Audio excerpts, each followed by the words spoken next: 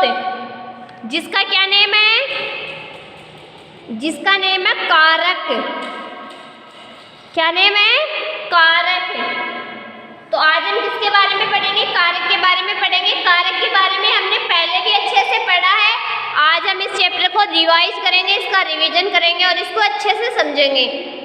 Okay, कारक की परिभाषा क्या होती है, संज्ञा या सर्वनाम के जिस रूप से वाक्यों में प्रयुक्त अन्य शब्दों के साथ उसका संबंध ज्ञात होता है उसे कारक कहते हैं।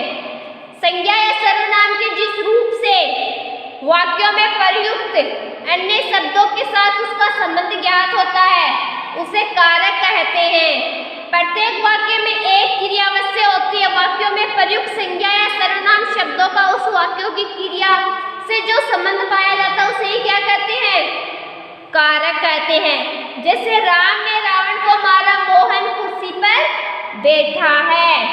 कारक किसको कहते हैं, संज्ञा या सर्वनाम के जिस रूप से वाक्यों में प्रयुक्त अन्य शब्दों के साथ उसका संबंध ज्ञात होता है उसी को क्या कहते हैं, कारक कहते हैं।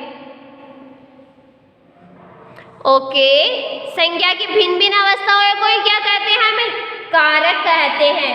कारक के भेद, कारक के कितने भेद होते हैं, अब हम पढ़ेंगे कारक के भेद।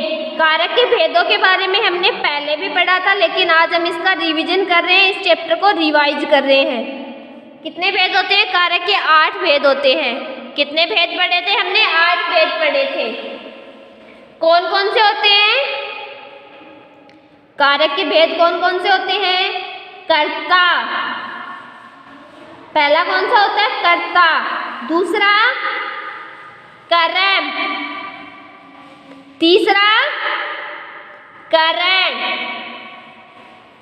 चौथा संप्रदान, अगला अपादान,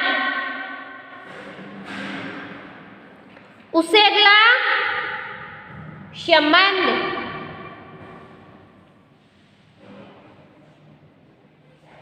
उससे अगला अधिकरण,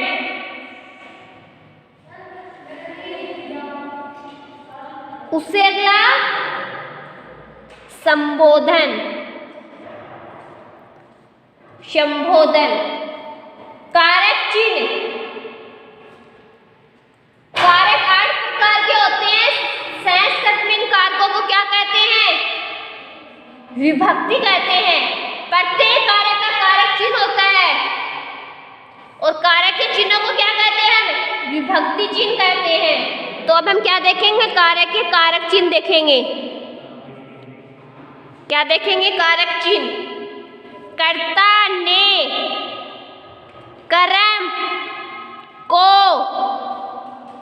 करण से के द्वारा, से के द्वारा, संप्रदान के लिए,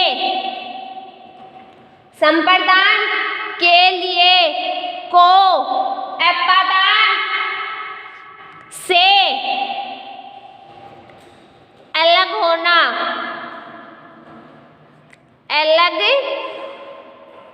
होना, संबंध,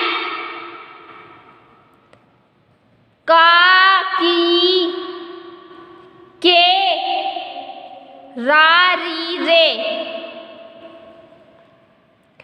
अधिकरण, में, पे, पर, संबोधन, हे, रे, अरे, ओ। तो ये क्या है, कारक के कारक चिन्ह है। हमने इन कारक चिन्हों के बारे में पहले भी पढ़ा था।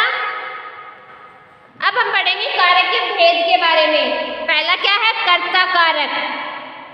कौन सा कारक है पहला, कर्ता कारक। इसका कारक चिन्ह क्या होता है, ने होता है। क्या होता है, कारक चिन्ह ने होता है। कर्ता कारक संज्ञा या सर्वनाम के जिस रूप से क्रिया के करने वाले का बोध होता है, संज्ञा या सर्वनाम के जिस रूप से क्रिया के करने वाले का बोध होता है उसे कर्ता कारक कहते हैं। किसको कहते हैं कर्ता कारक? संज्ञा या सर्वनाम के जिस रूप से क्रिया के करने वाले का बोध होता है उसे कर्ता कारक कहते हैं। राम ने पत्र लिखा, इस वाक्य में लिखा क्रिया है। प्रश्न उठता है कि पत्र लिखने की क्रिया किसने की? उत्तर है राम ने। अतः राम लिखा क्रिया का करने वाला कर्ता है। इसी प्रकार सिपाही ने चोर को पकड़ा। सिपाही ने चोर को पकड़ा। चोर को पकड़ा तो कर्ता कारक किसको कहते हैं? संज्ञा या सर्वनाम के जिस रूप से क्रिया के करने वाले का बोध होता है। तो इसमें क्रिया कौन कर रहा है? इसमें क्रिया सिपाही कर रहा है। तो कर्ता कारक कौन है? सिपाही है। ओके, कर्ता कारक क्या होता है? जो क्रिया करता है उसको क्या कहते हैं? कर्ता कारक कहते हैं। जिसमें क्रिया के करने वाले का बोध हो उसको कर्ता कारक कहते हैं। ओके, अगला प्रकार कौन सा है? कर्म कारक। कर्म कारक, इसका कारक चिन्ह क्या है? को। कर्म कारक वाक्य में प्रयुक्त जिस शब्द पर कर्ता द्वारा किए जाने वाले कार्य का फल पड़ता है। कर्ता द्वारा किए जाने वाले कार्य का फल पड़ता है उसे कर्म कारक कहते हैं। जैसे राम ने रावण को मारा। जैसे राम ने रावण को मारा। राम ने रावण को मारा। इस वाक्य में राम करता है, कर्ता द्वारा किए गए कार्य मारना है। तो इसका फल किस पे पड़ रहा है? इसका फल रावण पे पड़ रहा है। किस पे पड़ रहा है? रावण पे पड़ रहा है। अतः रावण यहाँ कर्म कारक है। इसी प्रकार माँ बच्चे को दूध पिला रही है। माँ बच्चे को दूध पिला रही है। दूध कौन पिला रही है? माँ। किसको? बच्चे को। तो इसमें कर्म कारक क्या है? किस पे पड़ रहा है कार्य का फल? बच्चे पे पड़ रहा है। अगला क्या है? करण कारक। क्या है? करण कारक।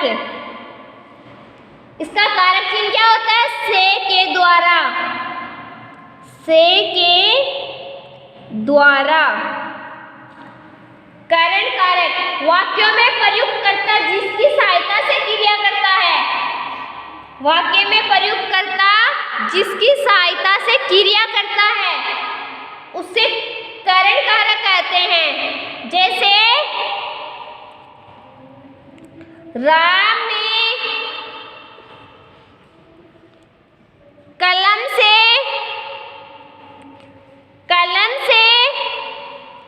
पत्थर लिखा।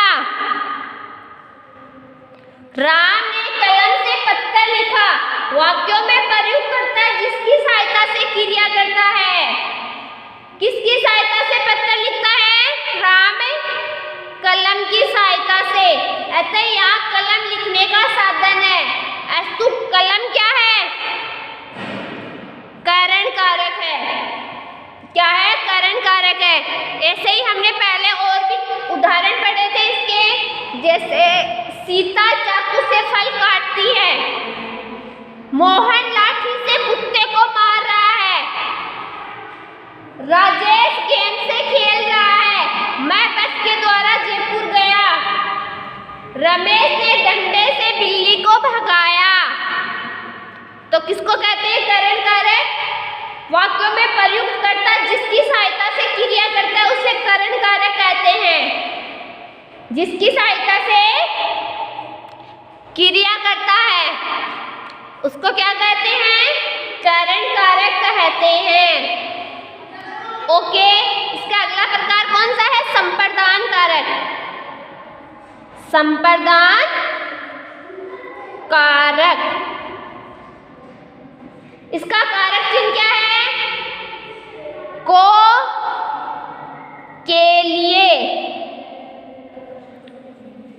संप्रदान कारक वाक्य में प्रयुक्त कर्ता जिसके लिए कोई क्रिया करे।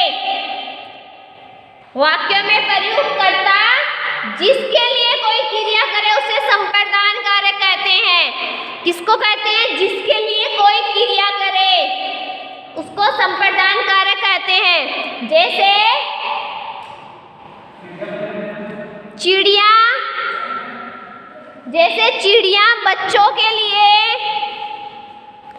बच्चों के लिए चिड़िया बच्चों के लिए दाना लाती है, दाना लाती है।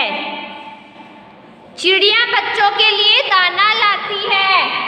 यहाँ चिड़िया कर्ता दाना लाने की क्रिया कर रही है। किसके लिए यह क्रिया कर रही है? बच्चों के लिए। ऐसे बच्चों के लिए संप्रदान कारक है। बच्चों के लिए संप्रदान कारक किसको करते हैं? वाक्य में प्रयुक्त कर्ता जिसके लिए कोई क्रिया करता है। तो चिड़िया किसके लिए क्रिया कर रही है? बच्चों के लिए क्रिया कर रही है। तो बच्चों के लिए क्या है? संप्रदान कारक है। इसी प्रकार राजेश मोहन के लिए आम लाया, तो मोहन के लिए क्या है? संप्रदान कारक है। राजेश किसके लिए क्रिया कर रहा है? मोहन के लिए। वह भूखे को अन्न देता है। अन्न किसको दे रहा है? भूखे को दे रहा है। तो भूखे को क्या है? संप्रदान कारक है। सीता रेणु के लिए चाय लाई, किसके लिए लाई? रेणु के लिए। तो रेणु के लिए क्या है? संप्रदान कारक है। ओके, तो इसको आपको अच्छे से पढ़ना और इसके उदाहरण भी आपको अच्छे से समझने हैं। अगला प्रकार कौन सा है? अपादान कारक। इसके बारे में हम पहले पढ़ चुके हैं, आज हम इसको रिवाइज कर रहे हैं, तो आपको अच्छे से समझना है। अपादान कारक, इसका कारक चिन्ह क्या होता है? से, अलग होना, अलग होना। अपादान कारक किसको कहते हैं? जिससे किसी वस्तु का अलग होना ज्ञात हो। जिससे किसी वस्तु का अलग होना ज्ञात हो उसे अपादान कहते हैं। जैसे राम पेड़ से गिर पड़ा, राम पेड़ से गिर पड़ा। अपादान कारक किसको कहते हैं? जिससे किसी वस्तु का अलग होना ज्ञात हो। यहाँ राम गिर पड़ा, जिससे किसी वस्तु का अलग होना ज्ञात हो। यहाँ गिर पड़ा, कहाँ से गिर पड़ा? राम कहाँ से गिर पड़ा? पेड़ से। अतः पेड़ से क्या है? अपादान कारक है। इसी प्रकार पेड़ से पत्ते गिर रहे हैं, किससे गिर रहे हैं पत्ते? पेड़ से। राजू बस से कूद पड़ा, राजू किससे कूद पड़ा? बस से। किससे कूद पड़ा राजू? बस से। चिड़िया पिंजड़े से उड़ गई, किससे उड़ गई? पिंजड़े से। तो अपादान कारक जिससे किसी वस्तु का अलग होना ज्ञात हो उसे अपादान कारक कहते हैं। अगला प्रकार कौन सा है? संबंध कारक। संबंध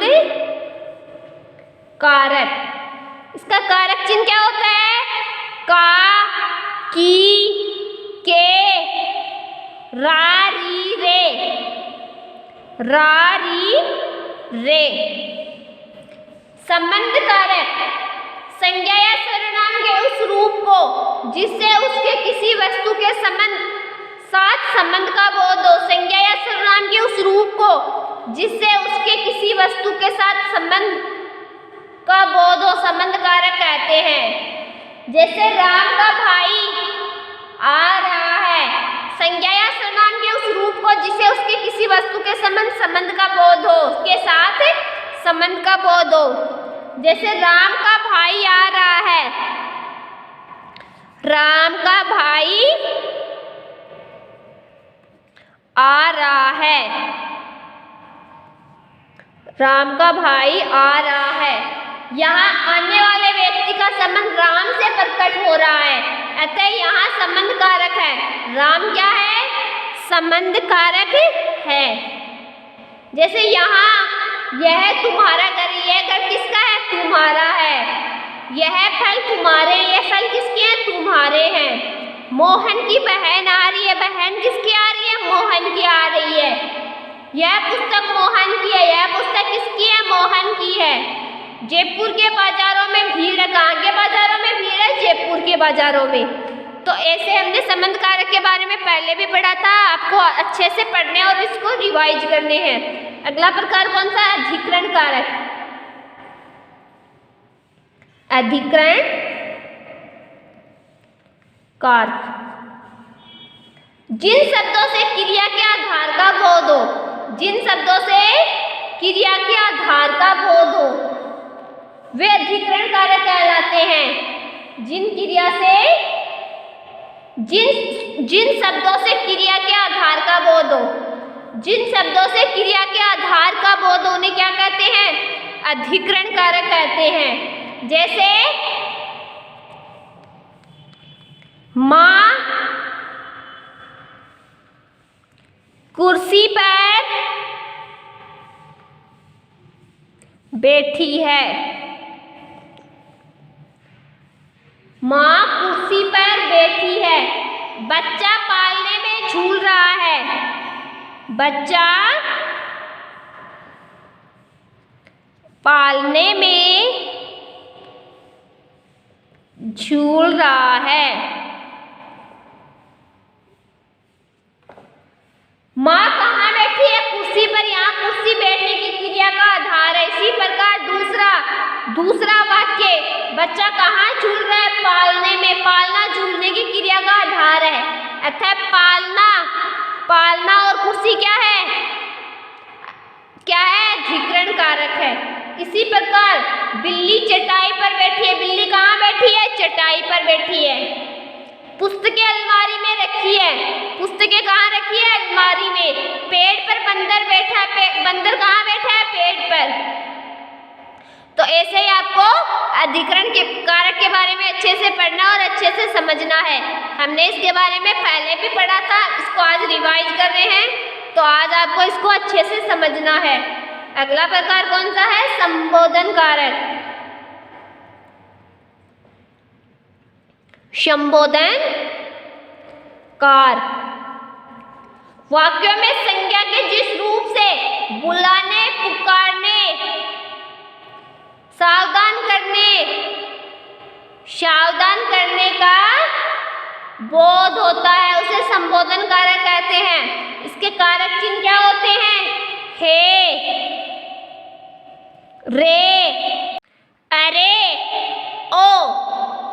क्या होते हैं कारक चिन्ह? हे, रे, अरे, ओ। तो संबोधन कारक किसको कहते हैं? वाक्यों में संज्ञा के जिस रूप से बुलाने, पुकारने या सावधान करने का बोध होता है उसे संबोधन कारक कहते हैं। जैसे अरे मोहन यहाँ आओ। यहाँ मोहन संज्ञा शब्द के इस रूप से पुकारने का बोध हो रहा है, यहाँ संबोधन कारक है। तो इनके बारे में हमने पहले भी अच्छे से पढ़ा था। आज हमने इसका रिवीजन किया, इसको रिवाइज किया है। तो आज आपको क्या करना है? आज आपको इस चैप्टर को अच्छे से पढ़ना है और अच्छे से इसका रिवीजन करना है, इसको रिवाइज करना है। ओके, तो इसको अच्छे से पढ़ोगे और इसको अच्छे से समझोगे। और अगर आपके इससे समझ में नहीं आए तो आपके जो हमने पहले पढ़ा था इस चैप्टर के बारे में, वो वीडियो अच्छे से देखना और अच्छे से समझना। उस वीडियो में हमने अच्छे से विस्तार किया था इस चैप्टर का। ओके बच्चों, आज के लिए इतना ही काफ़ी है। कल हम पढ़ेंगे next topic. Okay, thank you बच्चों।